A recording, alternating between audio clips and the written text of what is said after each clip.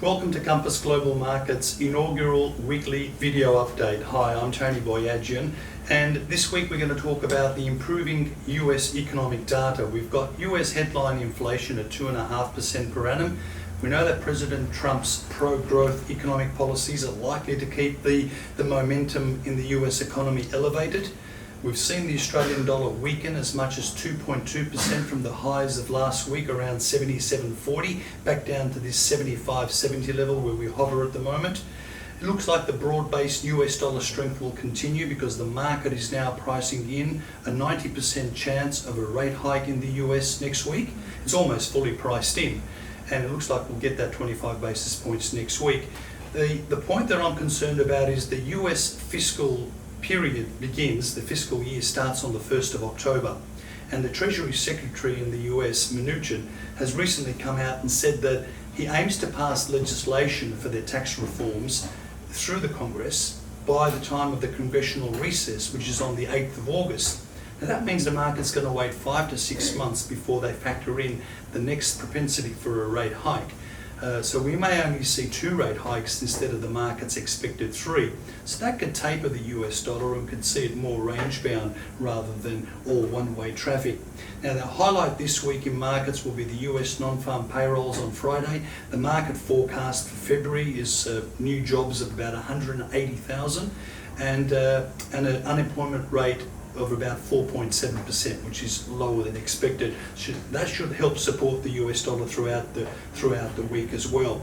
Now, when we come back and look at the Australian market locally, Reserve Bank board meeting today, rates are on hold. The Reserve Bank Governor Philip Lowe has categorically specified that we're at the low end of the interest rate cycle. He sees no need to cut interest rates. He's concerned about fueling the debt situation in the property market. We've seen Sydney house prices up over 18.5% already this year. It's the fastest gain in 14 years. So with interest rates on hold in 2017, we expect the Aussie dollar to range between 72 and 78 US cents. And that should be well supported on the downside because of the significant narrowing of Australia's current account deficit.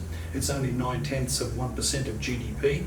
And when we look at the Australian terms of trade and how that's benefited because of the commodity price surging, that's going to help the Australian market maintain its levels of support on the Aussie dollar. Chinese consumer spending remains strong. Over the weekend we saw China's 2017 growth target rate mentioned to be around that 6.5% level. That's going to help Australia's terms of trade, and that's a key indicator of growth in the next quarter.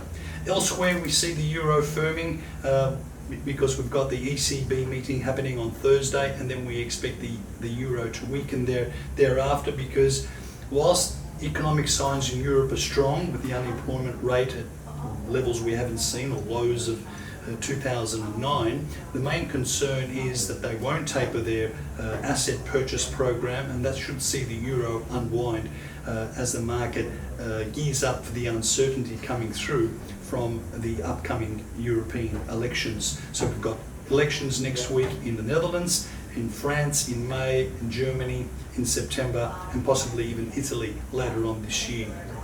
The dollar yen remains sensitive to speculation about the US stimulus. We've got current account surplus figures probably narrowing further. We'll find out tomorrow when the data comes out, and that's the report for this week. Thanks for watching Compass Global Markets weekly video update. I'm Tony Boyadjian.